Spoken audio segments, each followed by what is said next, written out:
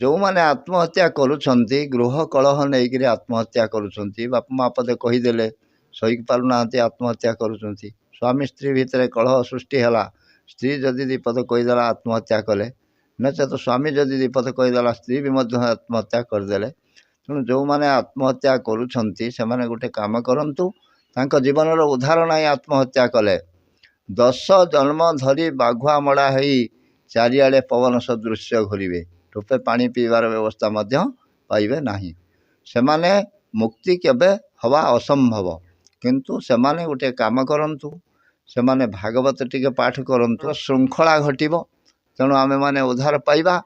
तेणु यही द्वंद्वकारी जेमिति 7 दिन भितर उद्धार पाईगला तेणु कौन पाई पाईगला ना भागवत पाई। तेणु आमे जदि ता पूर्व भागवत को घरे रखिबा जा घरे भागवत लड़ी काल पराए जाए छाड़ी। तेणु परम शास्त्र भागवत अभ्यास करुथिबा नित्य जदि आमे भागवत पाठ करिबा एथिर उद्धार पाइबा। तेणु निज राग को कंट्रोल केमिति हबो ना भगवत पठन कले काम क्रोध लोभ मोह मद माश्चर्य षड़ रिपुर फांदे ये जीव पड़ी कांदे।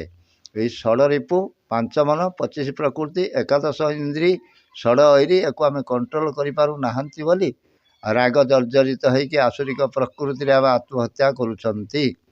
तेणु आमे माने असुर नहई मनीष हवा केमिति केवल गोटे निर्यास है पितामाता सेवा द्वितीयटी है भागवत पठन तृतीयटी है भगवान प्रति विश्वास जीव प्रति दया नामर विश्वास यह कले आमे निश्चित भाव ये पृथ्वी उद्धार पाइबा आमे ब्रह्मरे लीन हो जावत जननम तावत मरणम तावत जननी जठरे शयनम जीवा आसवा लगी जन्म मरण मध्य लगी। तेणु आमे जेहेतु जन्म होती मर्त्यमंडल देह बई देवता होइले मरई दिने आमे जन्म होती पुणी दिने मरिबा पुणी जन्म हवा किंतु जननी जठरे जिते बड़े आमे जन्म हवा पवित्र पुरुष हो जन्म हबार व्यवस्था करवा किंतु आत्महत्या कले आमको कौन हवा को पड़ो मनीष जन्म हो पारिबा नहीं 84 लक्ष दुनि भ्रमण करिया एबे होया मन जन्म।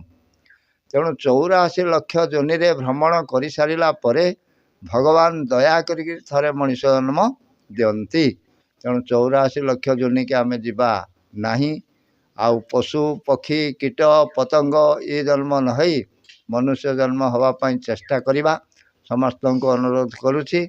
समस्ते भागवत पठन करंतु पितामाता को प्रणाम करंतु एवं 12 तीर्थ को मानंतु सब किछि करंतु कर सारा परे निजर आत्मविश्वास को भगवान को उपरे ठीक भाव लक्ष्य करिगिरी आ नाम जप करंतु।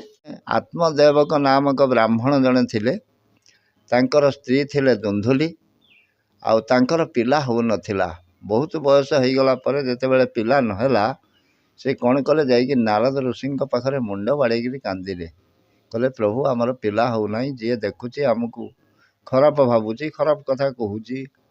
तेणु यही भाव नारद कौन कले कहले ठीक अच्छी तुम ये फलटा नहीं जाओ बाटिकी आउ पेवा को देदेव तुम स्त्री की पिला हम आणिकी पहुँचेले फलटी पहुँचे सारा पर दुंधुली चिंता कला कहला ए फलटा को खाइबी मोर पिला हम 10 मास पिलाटा को जन्म करने चेष्टा करमी सेते बेले मते केते कष्ट सहवा पड़ो पिला को बढ़िया बेला मते बहु कष्ट सहवा पड़ो हे ये काम करिपारिबानी ताकू कौन कला गुरु आटिकार ढालीदेला ताकू गाई पीदेला पी दे सारा पर द्वंद्वकारी जड़े भौणी थिला तार गोटे पिला जिते बड़े है ता सहित से कथबार्ता कला कहला मु मिछर अभिनय करी मो स्वामी तपस्या को जाउछंती 10 मास पर मत गोटे पिला तू देदेबू।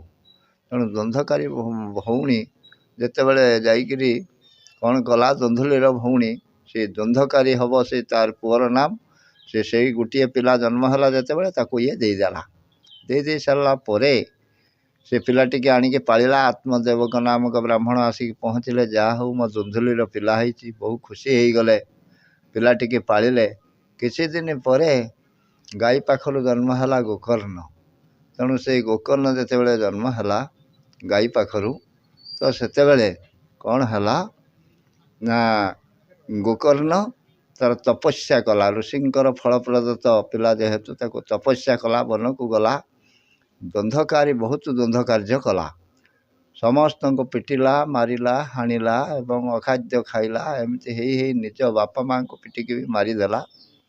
ଶେଷରେ ନିଜେ ଆଉ ସହ୍ୟ କରିପାରିଲା ନାହିଁ, ଆତ୍ମହତ୍ୟା କରିକିରି ନିଜେ ମରିଗଲା। ମରିଗଲା ପରେ କିଛି ଦିନ ପରେ ଦ୍ୱନ୍ଧକାରୀ ଯେତେବେଳେ ଫେରିଲେ, ସେତେବେଳେ ଲୋକମାନେ କହିଲେ ଏଠି ଗୋଟିଏ ଭୂତ ଅଛି, ତମେ ସେ ଘରକୁ ଯାଅ ନାହିଁ।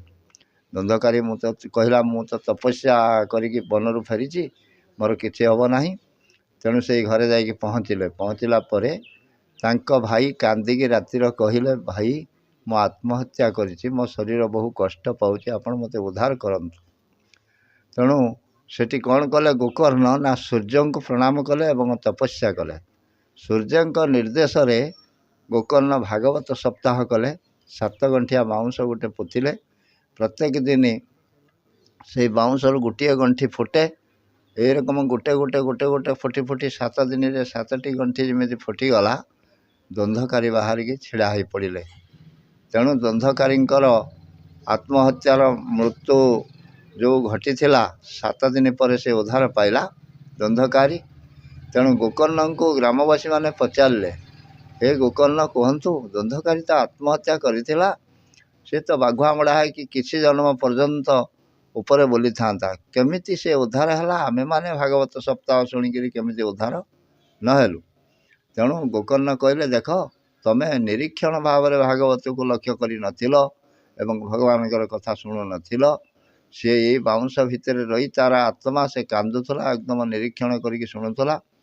ତେଣୁ ସେ ଉଦ୍ଧାର ପାଇଲା। ପୁଷ୍ପକ ବିମାନ ରଥ ଆସିକି ପହଞ୍ଚିଲା ତା ପାଖରେ, ସେ ସ୍ୱର୍ଗଗାମୀ ହେଲା। ତେଣୁ ତୁମମାନଙ୍କୁ ଉଦ୍ଧାର ହେବାକୁ ହେଲେ ତୁମେ ଠିକ୍ ଭାବରେ ଏକ ଧ୍ୟାନରେ ମନ ଲୟ ଦେଇକିରି ଯେତେବେଳେ ଶୁଣିବ, ତାପରେ ଯାଇକି ଉଦ୍ଧାର ହେବ। ପୁଣି ସେଉଠୁ ଗୋକର୍ଣ୍ଣ କ'ଣ କଲେ, ଭାଗବତ ସପ୍ତାହ ସମସ୍ତଙ୍କ ପାଇଁ ଗୋଟିଏ ଭାଗବତ ସପ୍ତାହ ତିଆରି କଲେ। କିନ୍ତୁ ଆତ୍ମହତ୍ୟା କରିବା ବ୍ୟକ୍ତି ଉଦ୍ଧାର କେବେ ହେଇପାରେନି। ବହୁ ଜନ୍ମ 10 ଜନ୍ମ ଧରିକି ଉଦ୍ଧାର ହେଇପାରେନି। ବାଘୁଆମଡ଼ା ହେଇକିରି ଘୁରି ବୁଲେ।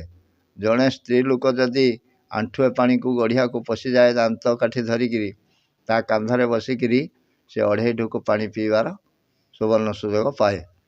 ତେଣୁ ଆଜି ସେଇ ଦ୍ୱନ୍ଧକାରୀ ଆତ୍ମହତ୍ୟା କରିକି ମରିଥିଲା।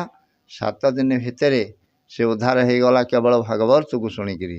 ତେଣୁ ଆମେ କ'ଣ କରିବା ନା ସେଇ ଭାଗବତକୁ ସମସ୍ତେ ଧ୍ୟାନ ଦେବା, ପୂଜା କରିବା, ଭାଗବତ ପଠନ କରିବା ଏବଂ ଆତ୍ମହତ୍ୟାରୁ ମୁକ୍ତି ଲାଭ କରିବା। ଭାଗବତ ମହିମାରେ ଲେଖା ହେଇଛି ଯେ, ଯେଉଁ ପୁତ୍ର ତା ଘରେ ଭାଗବତ ରଖିକିରି ପ୍ରତ୍ୟେକ ଦିନ ଭାଗବତ ପାଠ କରେ, ତା ପିତୃଲୋକଙ୍କୁ ଘୃତ, ମଧୁ, ସୁବାସିତ ଜଳ ଖାଇବାର ବ୍ୟବସ୍ଥା ମଧ୍ୟ ମିଳିଥାଏ।